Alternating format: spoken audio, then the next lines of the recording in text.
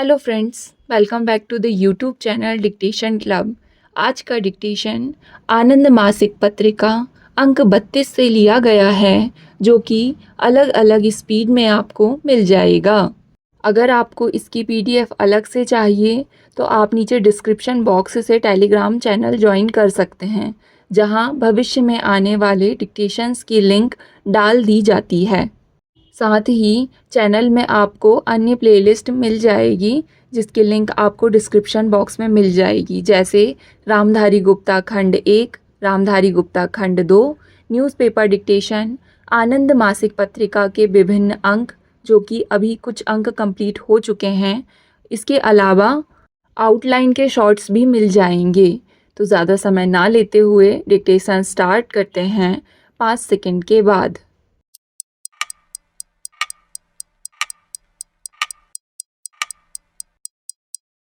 Start.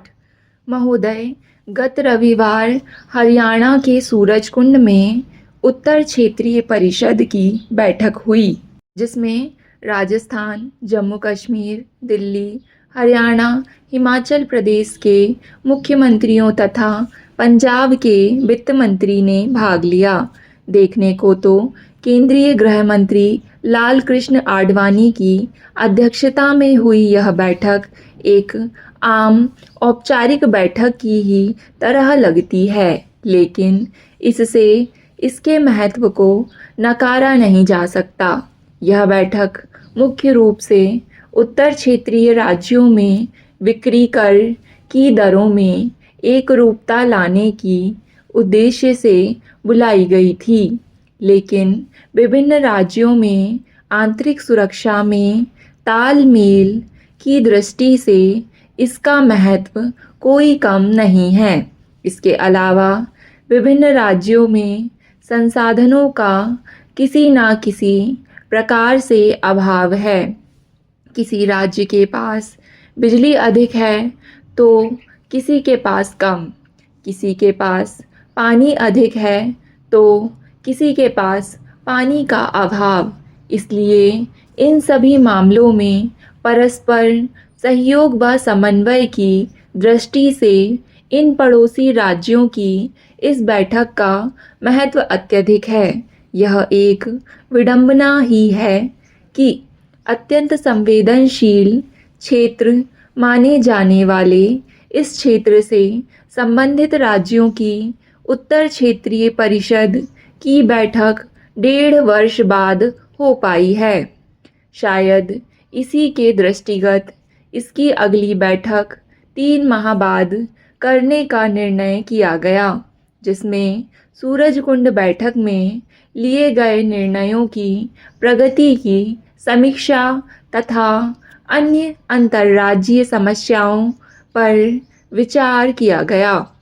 हम समझते हैं कि इस क्षेत्र के विभिन्न राज्यों से संबंधित कई कार्य ऐसे हैं जिनके बारे में शीघ्र निर्णय व उन पर कार्यान्वयन होना चाहिए। यदि इस संबंध में जल्दी निर्णय करने के लिए प्रति माह क्षेत्रीय परिषद की बैठक बुलाई जाए तो उससे निर्णयों के कार्यान्वयन में आने वाले अवरोधों को दूर करने में सहायता मिलेगा तथा सभी राज्यों को लाभ होगा।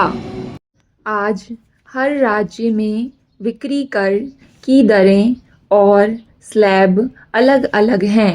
कहीं इन स्लैबें की संख्या 11 है तो कहीं इससे अधिक। इसका परिणाम यह हो रहा है कि कुछ राज्यों में एक चीज़ सस्ती मिलती है तो दूसरे राज्य में महंगी। इस संबंध में कारों का ही उदाहरण ले। हिमाचल व हरियाणा में बिक्री कर पंजाब से कम होने के कारण पड़ोसी राज्यों के लोग वहाँ की कारें व अन्य गाड़ियाँ खरीदना पसंद करते हैं।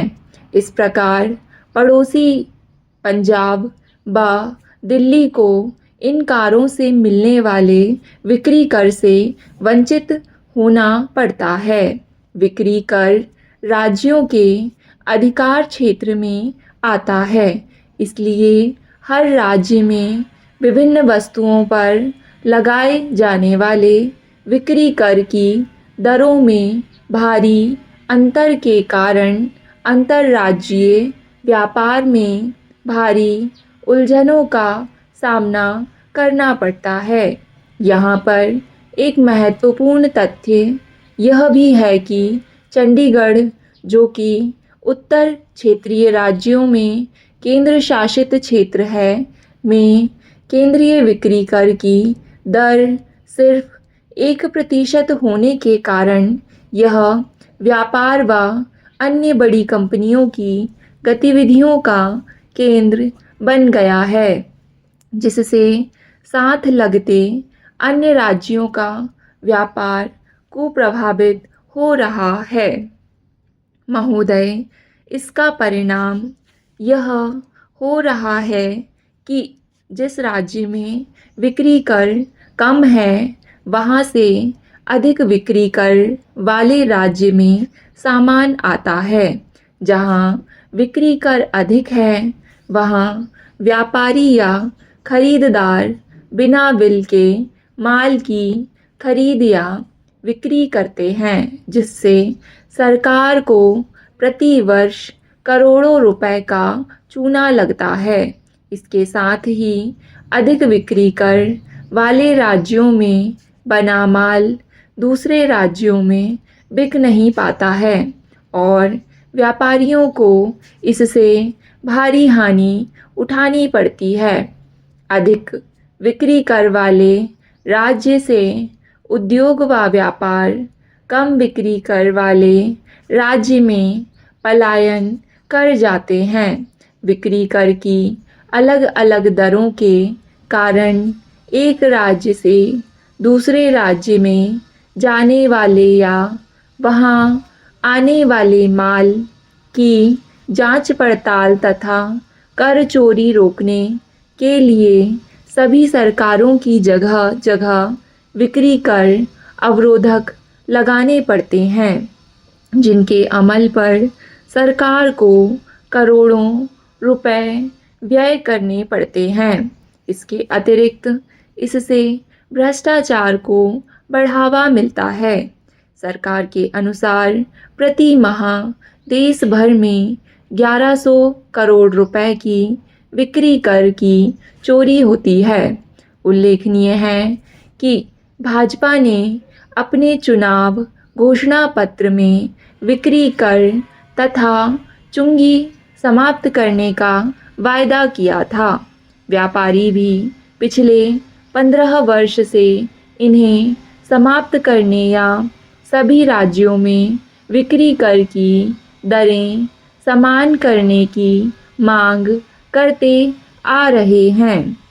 सरकार ने बिक्री कर व चुंगी तो समाप्त नहीं की, लेकिन उत्तर क्षेत्र के 7 राज्यों ने सैद्धांतिक रूप से बिक्री कर की दरों में समानता लाने के लिए जो सहमति व्यक्त की है, वह एक सही तथा सकारात्मक कदम है।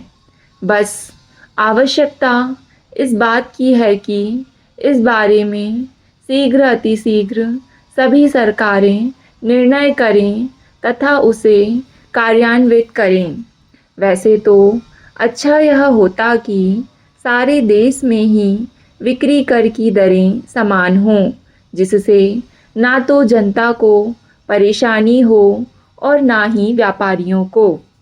इसके अतिरिक्त अगर केंद्रीय बिक्री कर की व्यवस्था को ही समाप्त कर दिया जाए तो अंतर्राज्यीय व्यापार में कई अवरोध समाप्त हो जाएंगे। इसी प्रकार कई राज्यों के पास अतिरिक्त पानी है, जिसके कारण वहाँ अजीब समस्या उत्पन्न हो गई है, जिसके कारण उनकी नदियों का पानी यूं ही बहकर सागर में चला जाता है, जबकि कई राज्यों में सिंचाई तथा पीने के लिए भी पानी का अभाव है। दिल्ली की स्थिति यह है कि आने वाले कुछ वर्षों की 60% आबादी के लिए पेयजल की समस्या उत्पन्न हो सकती है। इसी कारण दिल्ली की मुख्यमंत्री ने पड़ोसी राज्यों से दिल्ली को पानी व बिजली संकट से बचाने की अपील की है।